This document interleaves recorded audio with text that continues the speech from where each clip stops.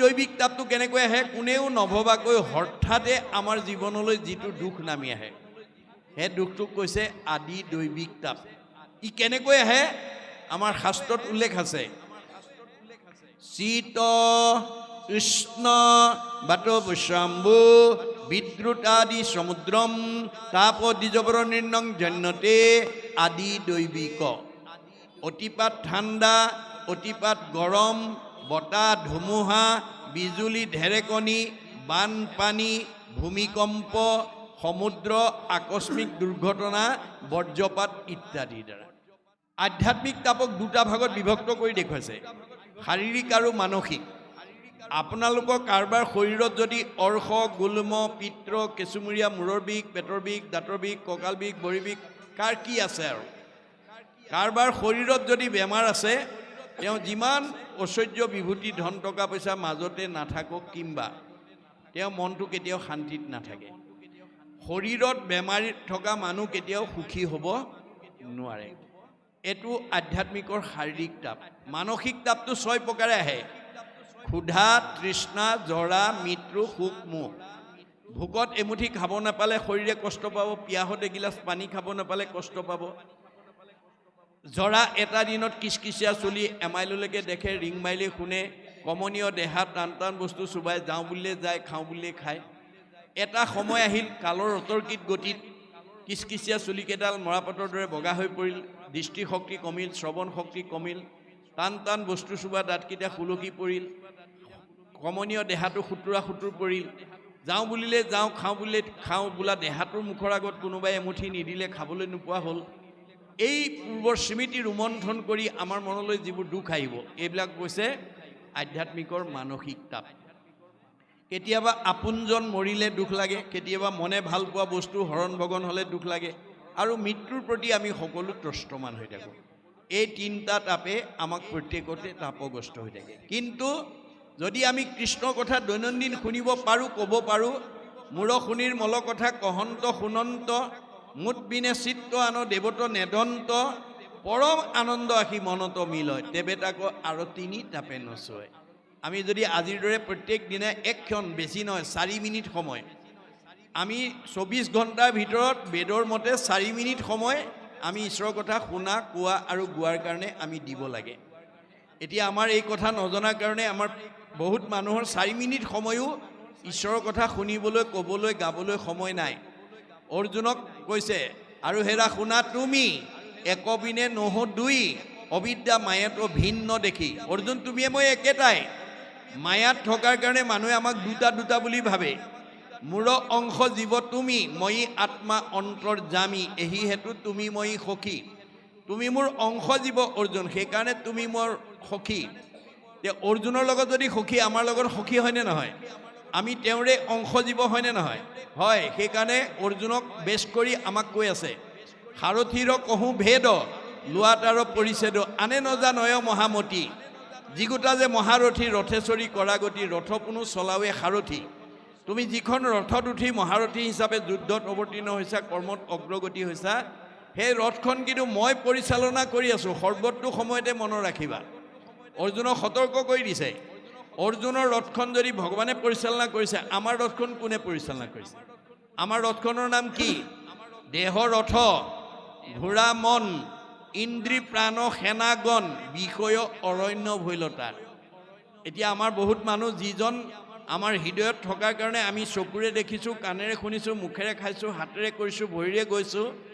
অৰ্থাৎ আমি জীয়া মানুহ হৈ আছোঁ সেইজনৰ কথা শুনিবলৈ সেইজনৰ কথা ভাবিবলৈ সেইজনৰ কৰ্ম কৰিবলৈ সেইজনৰ ঠাইলৈ যাবলৈকে আমাৰ আজি বহুতৰ সময় নাই গতিকে তেওঁৰ ৰথখন ভালকৈ নচলিব দেই অৰ্থাৎ দেহ ৰথখনত ঘূনে ধৰিব অৰ্শ গুল্ম পিত্ৰ কেঁচুমূৰীয়া মূৰৰ বিষ পেটৰ বিষ দাঁতৰ বিষ কঁকাল বিষ কাৰ কি আছে আৰু আপোনাৰ শৰীৰত যদি কিবা বেমাৰে আক্ৰমণ কৰিছে তাৰ বাবে মনক দায়ী কৰিছে ভাগৱতে মনে পাপ কৰে যায় লাগয় জীৱত সিকাৰণে জীৱে দুখ ভুঞ্জে সংসাৰত আজি এই কথাটো নজনাৰ কাৰণে আমাৰ উঠি অহা বহুত প্ৰজন্মই নাখাবলগীয়া খাইছে নকৰিবলগীয়া কাম কৰিছে নাযাবলগীয়া ঠাইলৈকে গৈছে যাৰ কাৰণে ভগৱন্তই দিয়া 100 বছৰ ভোগ কৰিবলৈ নোপোৱাকৈ আমাৰ মাজৰ পৰা বিদায় লৈছে আমাক ভগৱানে চবকে 100 বছৰ দি পঠিয়াইছে মনুষ্যৰ আয়ুষত বৰিষ সংখ্যাত মানুহ মাত্ৰেই চবকে 100 বছৰ দিছে তৎসত্ত্বেও আমাৰ বহুতে আমাৰ মাজৰ পৰা 100 বছৰ ভোগ কৰিবলৈ নোপোৱাকৈ বিদায় লৈছে কিয় আমাৰ ভাগৱতত বান্ধি দিয়া নিয়মবিলাক নমনাৰ কাৰণে আমাৰ ভাগৱতত 8 প্ৰকাৰ নিয়মৰ কথা কৈছে দেই সদাচাৰ বুলি কয় 8 প্ৰকাৰ সদাচাৰ আমি জানিব লাগিব কি সদাচাৰ কায়ৰ সদাচাৰ বাক্যৰ সদাচাৰ মনৰ সদাচাৰ গমন সদাচাৰ শৌচ সদাচাৰ অন্ন সদাচাৰ স্নান সদাচাৰ শয়ন সদাচাৰ এই 8 প্ৰকাৰ সদাচাৰ যদি আপুনি নিজেও মানে ল'ৰা ছোৱালীক ঘৰৰ পৰিয়ালক যদি মনাব পাৰে আপোনালোকৰ ঘৰখনত বেমাৰ আজাৰ নহয় আৰু 100 বছৰৰ আগতে কোনো বিদায় ল'ব লগা নহয় কাৰণ মহাপুৰুষ শংকৰদেৱৰ দিনত কেইবাজনো আটা পুৰুষে শংকৰ মাধৱৰ পৰাই ভাগৱতৰ ব্যাখ্যা শুনিছিল কিন্তু তেওঁলোকৰ এটা চাৰিত্ৰিক বৈশিষ্ট্য আছিল গুৰুতকৈ শিষ্য জ্ঞান খুচৰি লয় জ্ঞান নজনা কথাবিলাক সব শিকি লৈছিল শিকাওঁতা মাধৱদেৱে 107 বছৰ জীয়াই থাকিল শিকাওঁতা শংকৰদেৱে 120 বছৰ জীয়াই থাকিল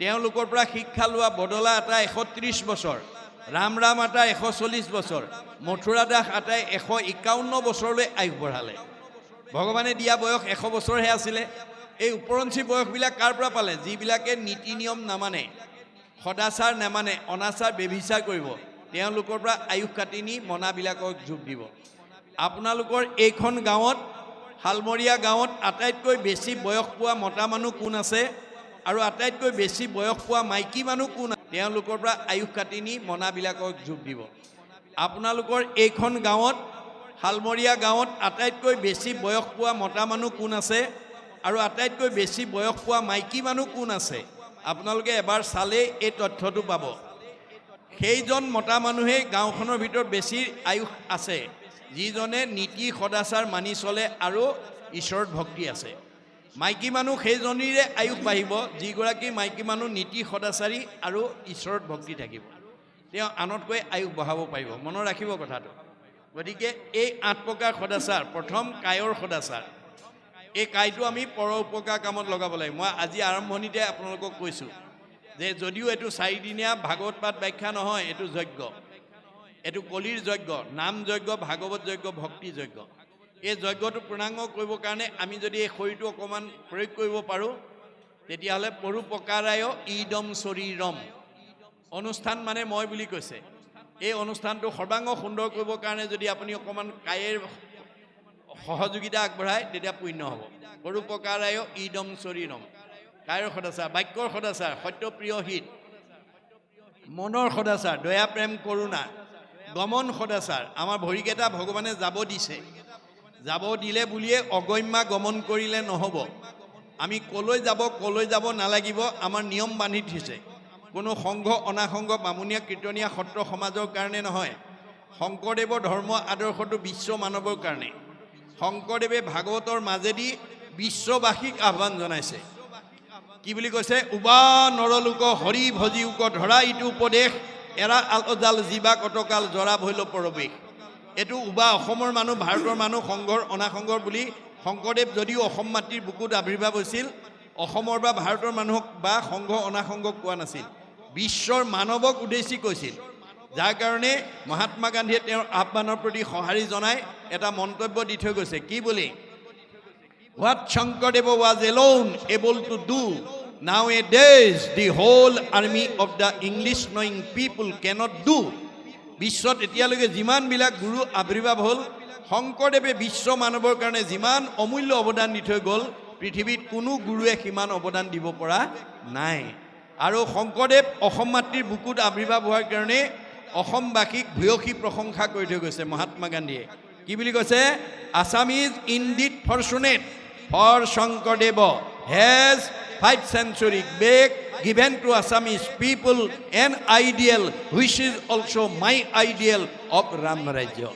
মই যিখন ৰাম ৰাজ্য অসমত প্ৰতিষ্ঠা কৰা মানস কৰি আহিছিলোঁ শংকৰদেৱে 500 বছৰ পূৰ্বতে সেই ৰাম ৰাজ্য অসমত প্ৰতিষ্ঠা কৰি থৈ গৈছে অসমবাসী সঁচাকৈয়ে ভাগ্যৱান কিন্তু আজি আমি অসমৰ মানুহে গুৰুজনাৰ এই দৰ্শন আজিৰ দৰে শৃংখলাবদ্ধভাৱে পুংখানুপুংখভাৱে আলোচনা নকৰাৰ কাৰণে আমাৰ মাজতে বিভাজন হৈ আছে একেখন গাঁৱতে 2-3টা খেল বা দুখন তিনিখন সমাজে আমি বসবাস কৰিব লগা আছে। এইটো আমাৰ কাৰণে দুৰ্ভাগ্য।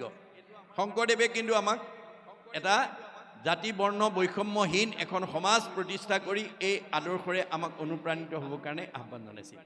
আপোনালোকে সকলোৱে জানে যে প্ৰাক শংকৰী যুগক অন্ধকাৰ যুগ বুলি কোৱা হৈছিল। শংকৰদেৱ আৱিৰ্ভাৱ হোৱাৰ আগত আমাৰ অসমখন অন্ধকাৰ যুগ বুলি কোৱা হৈছিল। আৰু সেই সময়ত অসমৰ মানুহে ধৰ্মৰ নামত মানুহ বলি দিবলৈ কুণ্ঠাবোধ কৰা নাছিল।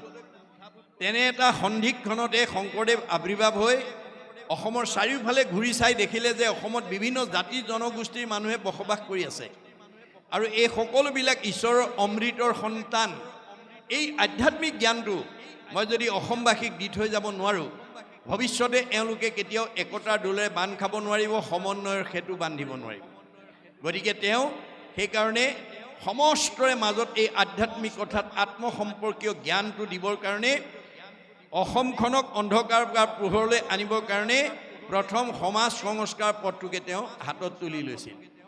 দাৰ্শনিক পণ্ডিতে কৈছে কাষ্ট মানে socialism cannot come until the caste system is ended. Caste system is the moral enemy of socialism. এখন সমাজ গঠন কৰিবলৈ হ'লে জাতিভেদ প্ৰথা থাকিব নালাগিব।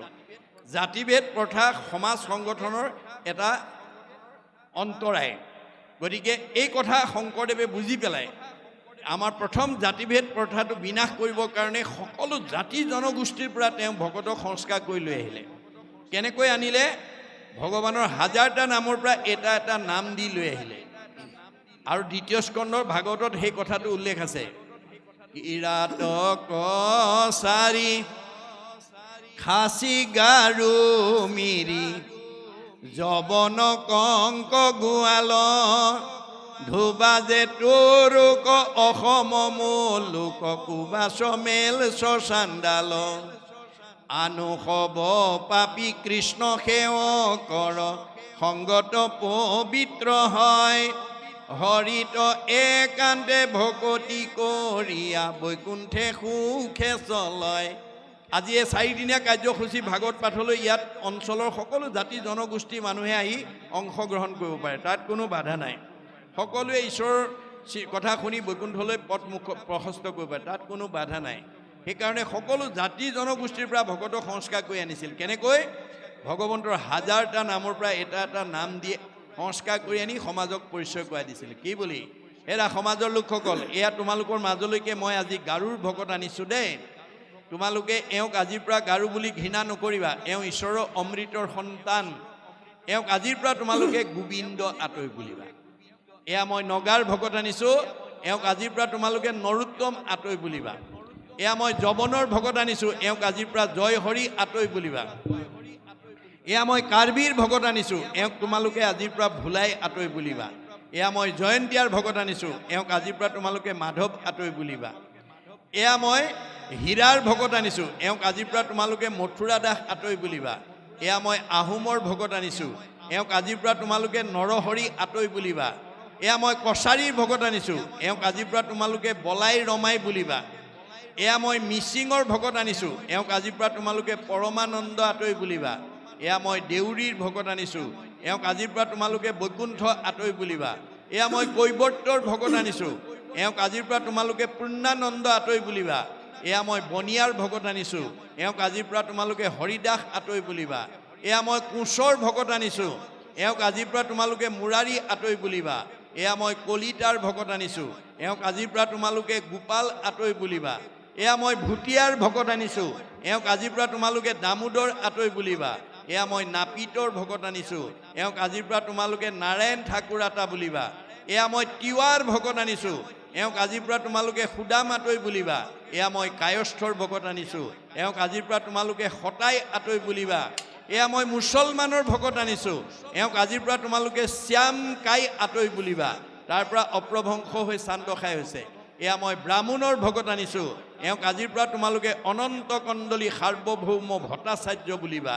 এইধৰণে সকলো জাতি জনগোষ্ঠীৰ পৰা ভকতক সংস্কাৰ কৰি আনি বৰ্ণ বৈষম্য এখন সমাজ প্ৰতিষ্ঠা কৰি ঘোষণা দি থৈ গৈছিল। কি বুলি? অহৰিক ভজয় যিটো তাকে বোলে জাতি কৃষ্ণত বিমুখ যিটো সেহিহে অজাতি। মানুহক দুটা ভাগত, এটা জাতি আৰু এটা অজাতি। প্ৰথম স্কন্ধ ভাগৱতৰ সুতে 28,000 ঋষিক সেই কথাটোৱে কৈছিল। 28,000 বেদজ্ঞ শাস্ত্ৰজ্ঞ ঋষিক সৌনকে প্ৰমুখ্য কৰি কৃষ্ণ বৈকুণ্ঠ প্ৰায়ণ হোৱাৰ লগে লগে পৃথিৱীলৈ কলি আহিল বুলি যেতিয়া তেওঁলোকে ত্ৰেতা যুগৰ যজ্ঞ আৰম্ভ কৰিলে, এদিন দুদিন নহয়, হাজাৰ হাজাৰ বছৰ যজ্ঞ কৰি যজ্ঞৰ ধোঁৱাৰে গা ধোঁৱাবৰণীয়া হৈ গ'ল, কিন্তু ফল নাপালে। অৱশেষত উপায়ন্তৰ হৈ সেই সময়লৈকে নিজ জাতি বুলি সমাজত বহিবলৈ নিদি বহুত যোজন পিছত বহিবলৈ দিয়া সুতক আমন্ত্ৰণ কৰি আনি গুৰু আসনত বহুৱাই তেওঁ আহ্বান জনালে। সৌনক বদতি শুনা সুত মহামানী, পৰম পাতকী কলি পাইলে হেন জানি, আৰম্ভিলো যজ্ঞ আশী সহস্ৰ বছৰ, হোম ধূৰ্মে ধূৰ্ম বৈন্য ভৈলে কলেবৰ। যে আমি কলি আহিল বুলি ভাবি যজ্ঞ কৰি যজ্ঞৰ দুৱাৰে গা ধোঁৱাবৰণীয়া হৈ গ'ল, কিন্তু ফল নাপালোঁ। যিটো কৰ্ম কৰোৱাটো নাহিকে বিশ্বাস, আপোনাৰো আয়ুকো কৰিলোঁ ব্যৰ্থে নাশ। আমাৰ আয়ুষে নষ্ট হ'ল। সম্প্ৰতি তুমি সি চিন্তি উক মহাহিত, কৰাই উক পান কৃষ্ণ চৰিত্ৰ অমৃত। এতিয়া তুমি কৃষ্ণৰ অমৃতময় কথা শুনাই আমাক উদ্ধাৰ নকৰিলে আৰু গত্যন্তৰ নাই।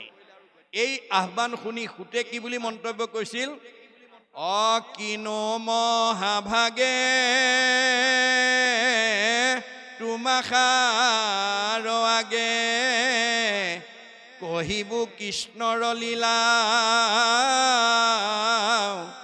মাধৱৰ কথা সম্যকে পুছিলা, অমুক জীৱদান দিলা। হে সৌনক প্ৰমুখ্যে 28,000 ঋষি, তোমালোকে আজি মোক কৃষ্ণ কথা ক'বলৈ কৈ মোক জীয়া মানুহ কৰি তুলিলা। মই এই মুহূৰ্তলৈকে মৰা মানুহ হৈ আছিলোঁ। কৃষ্ণৰ কথাটো মোৰ মহালাভ আছে। কৃষ্ণৰ কীৰ্তনে জাতি অজাতি নাম আছে, দুটা ভাগ, হে নাই? এটা জাতি আৰু এটা অজাতি। মাধৱদেৱে কৈছে আৰু চৈতন্যপন্থীয়ে কৈছে, মুচিও শুচি হয় যদি হৰিক ভজে, আৰু শুচিও মুচি হয় যদি হৰিক তেজে। মাধৱদেৱে কৈছে, ৰাম বুলি তৰে মহা মহা অন্ত জাতি, যিটো নাম নলয়ে হীনতো হীন আতি। এয়া শাস্ত্ৰৰ দৰ্শন। গতিকে এই কথাবিলাক যাতে আমি সমাজত আমি প্ৰচাৰ কৰি আমি যাতে এটা জাতি হিচাপে বাস কৰিব পাৰোঁ, কাৰণ ঈশ্বৰৰ ভক্তিপৰায়ণ যাতে আমি হওঁ, তাৰ কাৰণে আমি গুৰুত্ব দিব লাগিব, আৰু তেতিয়া আমাৰ জীৱই মুক্তি লাভ কৰিব। এই তথ্য আমাক দিছে। তাৰপিছত কৈছে যে তুমি হেন বৈষ্ণৱত কৈব কৃষ্ণ কথা, মুত আত পৰে আন নাহিকে সৰ্বথা। তুমি যেতিয়া কৃষ্ণ কথা জানিবলৈ ইচ্ছা কৰিছা, মই কমেই। আপোনালোকে মনত ৰাখিব, এজনেই পৃথিৱীত গুৰু আৱিৰ্ভাৱ হৈছে যিজনে সাম্যবাদ প্ৰতিষ্ঠা কৰিছে। স্ত্ৰী শুদ্ধে কৰে যদি আমাতো ভকতি, তাহাক দিবা জ্ঞান মহামতি। মাইকী মানুহেও যদি মোৰ কথা শুনিবলৈ আগ্ৰহ কৰে, তুমি মুক্ত মনে ক'বা। কিন্তু মতা মানুহ হয়, কিন্তু অভিমান অহংকাৰ নুশুনে। সতত দাম্ভিকত নকহিবা ইটো তত্ত্ব, সদা উপদেশ দিবা বৈষ্ণৱ জনত। গুৰুজনৰ আদৰ্শমতে দেহৰহে মতা মাইকী আছে, আত্মাৰ নাই। আত্মাটো মাইকী মানুহৰ দেহতে থাকক বা মতা মানুহৰ দেহত, আত্মাৰ দুটা ভাগ আছে, এটা সংস্কাৰী এটা অসংস্কাৰী, এটা পুণ্যৱন্ত এটা পাপৱন্ত। এতিয়া আপোনাৰ দেহত থকা জীৱটো পাপাত্মা নে পুণ্যাত্মা আপুনি নিজেই পৰীক্ষা কৰিব লাগিব। দ্বাদশ স্কন্ধ ভাগৱতত মাত্ৰ পদ্ধতিটো দিছে, কি বুলি? অজিন পাতকী আত নাপাতিব কাণ, পাপীৰ পুণ্যৰ দেখা প্ৰত্যক্ষ প্ৰমাণ। আপোনাৰ আত্মাটো পুণ্যাত্মা নে পাপাত্মা আপুনি নিজেই প্ৰমাণ কৰক। যদি ঈশ্বৰৰ কথা শুনি ভাল লাগিছে, আগ্ৰহ বাঢ়ি গৈছে, আপুনি পুণ্যাত্মা।